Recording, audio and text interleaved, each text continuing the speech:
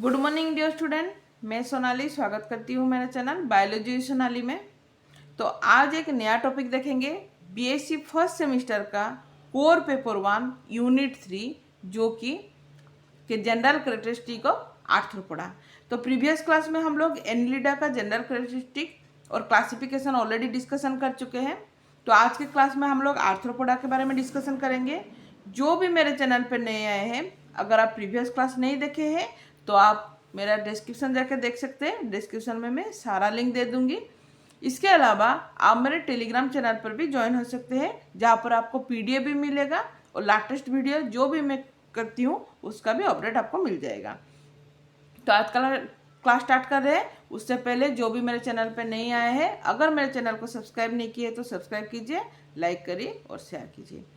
तो बेसिकली अगर हम लोग देखें आर्थ्रोपोडा का, तो बॉडी, इनका जो बॉडी होता है वो बायोलैटरली इन लोगों का सिमेट्रिकल होता है और सेगमेंटली मेटामेरिकली सेगमेंट होता है, और इसके साथ ये लोग सीलोम इन लोगों का रहता है। इसका मतलब अगर हम लोग किसी भी आर्थ्रोपोडा का अगर एक बॉडी ले जाए, अगर इसको हम लोग बीच से सेंट्रल एक्सिस से इस तरह से दो भागों में डिवाइड करें तो इसका राइट साइड और लेफ्ट साइड दोनों इक्वल डिवाइड होते हैं। इसको बायोलैटरली सिमेट्रिकल बोला जाता है। मेटामेरिकली सेगमेंटेशन जो कि हम लोग एनिलिडा में भी डिस्कशन कर चुके हैं कि इनके बॉडी में इस तरह से सेगमेंटेशन दिखाई देता है, इनके अंदर सेगमेंटेशन दिखाई देता है। अभी क्वेश्चन आएगा कि अगर इन लोगों के अंदर सेगमेंटेशन दिखाई देता है तो इसको हम लोग आर्थ्रोपोडा दूसरा फाइलम में क्यों हम लोग अलग कर दिए, इसको एनिलिडा के अंदर क्यों नहीं डिवाइड किए, एनिलिडा के अंदर क्यों नहीं रखे इसको? क्योंकि इन लोगों का सेगमेंट तो होता है, साथ ही इन लोगों का इस तरह से जॉइंटेड अपेंडेज होता है। इन लोगों का जॉइंटेड अपेंडेज होता है इस तरह से, ठीक है, इस तरह से जॉइंटेड अपेंडेज होता है, ठीक है, इस तरह से हर एक सेगमेंट में इन लोगों का जॉइंटेड अपेंडेज होता है, ठीक है, जो कि एनिलिडा में नहीं दिखाई देता, ठीक है। अभी इन लोगों के अंदर सीलोम होता है, ठीक है। सीलोम क्या है? जिनका ट्रू बॉडी कैविटी होता है इन लोगों के अंदर। Anterior segment are specialised to form a distinct head and tagmatization body region. इसका मतलब है इनका जो बॉडी है वेल मार्क इन लोगों का हेड दिखाई देता है, और सिर्फ हेड नहीं, इनका जो अगर टोटल बॉडी देखें तो ये 3 हिस्सों में डिवाइड होता है। एक है हेड, उसके बाद आता है थोरैक्स, उसके बाद है एब्डोमेन। मतलब ये अगर इन लोगों का बॉडी है तो ये इनका हेड रीजन होगा, उसके बाद यहाँ पर है थोरैक्स, और नीचे के हिस्सा ये जो है ये इसको एब्डोमेन बोला जाता है। इस तरह से 3 भागों में ये डिवाइड होते हैं, ठीक है। Body externally cover with thick top and non living exoskeleton. तो इनका जो बॉडी का जो कवरिंग होता है उसको एक्सोस्केलेटन बोला जाता है, और जो कि बेसिकली पीरियडिकली मोल्ट करते हैं। पीरियडिकली मोल्ट मतलब क्या है? कुछ इंटरवल के अंदर इनका जो बॉडी होता है सेटअप करता है। जो एक्सोस्केलेटन होता है वो सेटअप करता है। सेटअप मतलब क्या है? जो पुराना जो उनका जो स्केलेटन होता है वो पूरी तरह से निकल जाता है, और वहाँ पर नया स्केलेटन आता है, ठीक है। जिस तरह के हम लोग सोचिए, अगर ये स्किन है, अगर ये स्किन निकल जाए फिर क्या होगा? जो स्किन के नीचे जो अंडरलाइन जो स्किन होता है वहाँ से क्या होता है, फिर से हम लोगों का नया स्किन फॉर्मेशन हो जाता है ना।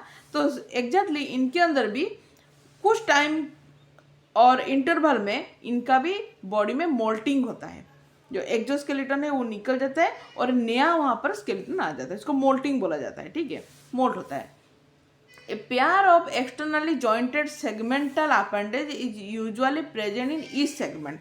अगर ये हम इन लोगों का सेगमेंट देखें, ठीक है, ये अगर हर एक सेगमेंट देखें तो हर सेगमेंट में इन लोगों का इस तरह से पेयर करके एक एक अपेंडेज इनका रहता है, प्रेजेंट रहता है, पेयर अपेंडेज रहता है, ठीक है, जो कि इनका मेन कैरेक्टरिस्टिक है।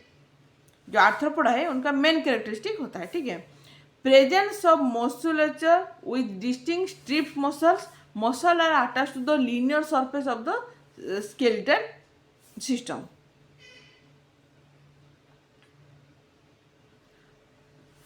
Body cavity और true coelom is much reduced and act as a hemocoel. मतलब इन लोगों का जो सीलम होता है और बॉडी कैविटी होता है उसको हेमोसील बोला जाता है। क्यों हेमोसील बोला जाता है? बेसिकली यहाँ पर ब्लड फ्लो करता है, ठीक है, ब्लड कैविटी होता है, ब्लड फ्लो करता है, इसलिए इसको हेमोसील बोला जाता है। आर्थ्रोपोड्स एग्जिबिट एक्डाइसिस और मोल्टिंग। अभी थोड़ी देर पहले बोली जो पुराना जो एक्सोस्केलेटन होता है वो निकल जाता है, वहाँ पर नया स्केलेटन डेवलप होता है। कहाँ से डेवलप होता है?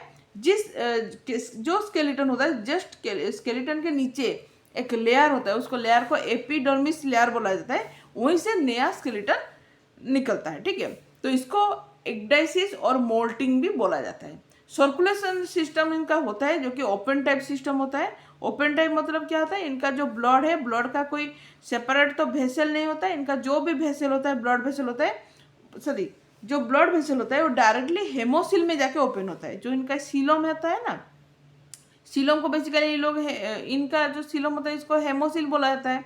तो इनका जितना भी ब्लड वेसल है वो डायरेक्टली हेमोसिल में जाके ओपन होता है, इसलिए इसको सर्कुलेशन को ओपन टाइप ऑफ सर्कुलेशन बोला जाता है। With A dorsally placed tubular heart, इनका ट्यूबुलर एक हार्ट प्रेजेंट रहता है। ठीक है, जहाँ पर कि दो लैटरल ओस्टिया प्रेजेंट रहता है। सोचिए ये अगर हार्ट है जहाँ पर कि दो ओस्टिया इस तरह से प्रेजेंट रहता है, इसको बोला जाता है पेयर लैटरल ओस्टिया। और इसी पेयर लैटरल ओस्टिया से क्या होता है, जो ब्लड है वो हार्ट के अंदर क्या होता है? ड्रेन होता है। ठीक है, जो ब्लड है वो passes of blood into the heart from the surrounding pericardial sinus. जो सराउंडिंग पेरिकार्डियल साइनस है, यहाँ से क्या होता है, जितना भी ब्लड है ये जो दो पेयर ओस्टिया होता है, इसी दो पेयर ओस्टिया के थ्रू वो अंदर आते हैं। ठीक है, ब्लड जो होता है हार्ट के अंदर आता है। ठीक है, haemocyanin is a usually respiratory pigment. जिस तरह से देखिए हम लोगों का जो ऑक्सीजन होता है वो ऑक्सीजन कहाँ पर बाइंड करता है? हेमोग्लोबिन में बाइंड करता है, तो हमारा रेस्पिरेटरी ऑर्गन हेमोग्लोबिन है।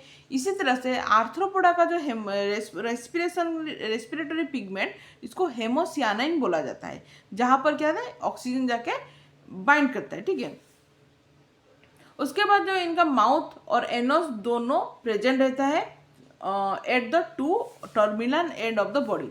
अगर ये इनका एक बॉडी सरफेस है तो ये है इसका माउथ पार्ट और ये है इसका एनोस पार्ट। इस तरह से दो टर्मिनल एंडिंग में दोनों प्रेजेंट रहते हैं। ठीक है, respiration through general body surface by Gill in aquatic form. तो इनका जो अगर ये लोग एक्वाटिक फॉर्म में है, अगर पानी में रहते हैं, तो इनका जो रेस्पिरेशन होता है थ्रू जनरल बॉडी सरफेस के थ्रू होता है बाय गिल के थ्रू। लेकिन अगर ये लोग टेरेस्ट्रियल फॉर्म में रहते हैं तो इनका जो रेस्पिरेशन वो ट्राचिया और बुकलोम के थ्रू होता है। ठीक है, तो इसको भी याद रखिए आप। अच्छा, जो आर्थ्रोपोडा होते हैं इनका दो एक्सक्रीटोरी ऑर्गन रहते हैं, एक है माल्फिजियल ट्यूबुल और दूसरा है सैक्यूल। तो nephridia are represent by the pair of saccular excretory organ. तो इनका जो सैक्यूल होता है बेसिकली नेफ्रिडिया इसको रिप्रेजेंट करता है एक्सक्रीटोरी ऑर्गन, जो जिसको कि दो पेयर में बना होता है, एक है कोक्सल ग्लैंड और दूसरा है मैक्सिलरी ग्लैंड। दोनों पेयर में एक्सक्रीटोरी ऑर्गन इनका बना होता है जो कि नेफ्रिडिया रिप्रेजेंट करता है, और इसको सैक्यूल बोला जाता है। तो एक है कोक्सल ग्लैंड और दूसरा है maxillary gland. The malpighian tubule act as a excretory organ found in many terrestrial arthropod. अगर टेरेस्ट्रियल आर्थ्रोपोड में देखा जाए तो माल्फिजियन ट्यूबुल एक्सक्रीटोरी ऑर्गन की तरह काम करता है। Central nervous system include dorsally placed anterior brain connected to ventral nerve cord with segmental ganglia. तो बेसिकली इनका जो सीएनएस और सेंट्रल नर्वस सिस्टम होता है बेसिकली जो ब्रेन में डोर्सली रहता है, और यहाँ पर दो वेंट्रल नर्व कॉर्ड वहाँ पर कनेक्ट होकर रहता है। अगर इसको देखें तो इस तरह से अगर एक एक सेगमेंटल गांग्लिया बना रहता है, और सभी सेगमेंटल गांग्लिया में क्या होता है, जो सेंट्रल नर्वस सिस्टम जो होता है वो बेसिकली कनेक्ट होता है वेंट्रल नर्व कॉर्ड के साथ। सेंस ऑर्गन जिस तरह से अगर देखा जाए तो sensillum, hair, bristle and compound eyes. ठीक है, ये इनका सेंस ऑर्गन होता है। The compound eyes in many group mainly अगर देखा जाए तो क्रूस्टासियन हो या फिर insect are composed of many long cylindrical unit ommatidium से बना होता है। जो हम लोग विजन ऑफ आर्थ्रोपोडा देखेंगे वहाँ पर हम लोग ओमाटिडिया क्या है उसके बारे में हम लोग डिटेल में डिस्कशन करेंगे। Each of which contain all the visual element, और इसी ओमाटिडियम से जितना भी इनका विजुअल एलिमेंट होता है वो सारा यहाँ पर से बनता है, ठीक है। सीलिया आर एंटायरली एब्सेंट, इनका कोई सीलिया तो प्रेजेंट नहीं रहता from all part of the body. Dorsal coelomic gonad इनका प्रेजेंट रहता है। बेसिकली इनका जो सेक्स होता है वो सेपरेट होता है, जिसको गोनो कोरिस्टिक बोला जाता है। समटाइम हेमाफ्रोडाइट होते हैं। तो सेक्स और सेपरेट मतलब क्या है, इनका जो मेल ऑर्गेनिज्म और फीमेल ऑर्गेनिज्म अलग अलग होते हैं। इनका एक ऑर्गेनिज्म के अंदर दोनों सेक्स कभी भी नहीं मिलता।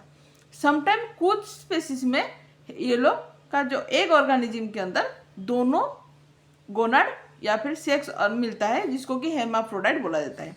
Well developed sexual dimorphism, egg are centrolecithal and cleavage commonly superficial, मतलब सेंट्रल एक्सिस से इन लोगों का जो एग है वो क्लीवेज होता है, ठीक है।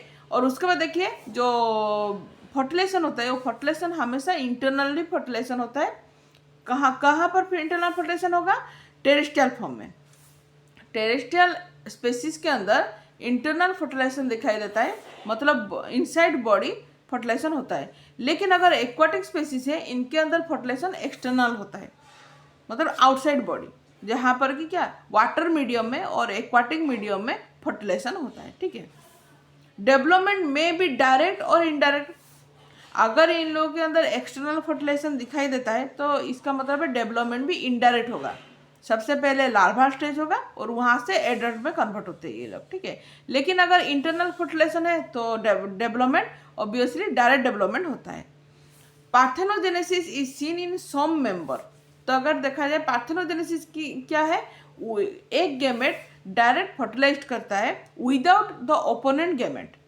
किसी दूसरे गैमेट के साथ इसका कोई फ्यूजन ना होके अगर ये फर्टिलाइज करे तो इसको पार्थेनोजेनेसिस बोला जाता है, जो कि ब्रांचियोपोडा और सिपेपोडा ये दोनों इसका एग्जाम्पल है, ठीक है। ये दोनों इसका एग्जाम्पल है। उसके बाद parental care is also well marked in many arthropoda. तो पेरेंटल केयर क्या है, जिस तरह के हम लोग जो इंसान है हम लोग अपने बच्चों को क्या करते हैं, केयरिंग करते हैं ना, उनको प्रोटेक्शन देते हैं, उनका न्यूट्रिशन, उनका जो भी उनका जो लालन पालन जो भी है हम लोग जिस तरह से करते हैं उसी तरह से आर्थ्रोपोडा भी उनके जो बच्चे होते हैं उनको इसी तरह से लालन पालन करते हैं। इसको बोला जाता है पेरेंटल केयर, ठीक है। इसको बोला जाता है पेरेंटल केयर। तो इनके अंदर वो पेरेंटल केयर दिखाई देता है, ठीक है। तो ये था आज का आर्थ्रोपोडा का जो जनरल कैरेक्टरिस्टिक था। नेक्स्ट क्लास में हम लोग इसका क्लासिफिकेशन डिस्कशन करेंगे। आज के लिए इतना ही। Thank you.